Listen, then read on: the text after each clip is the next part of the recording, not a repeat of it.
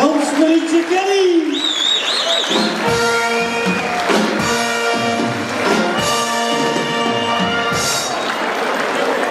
Ja, Kelly, de ganzen nu weer dansen.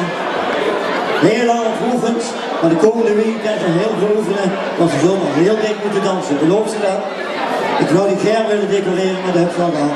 Dankjewel. Nog een extra applaus voor ons dansmarietje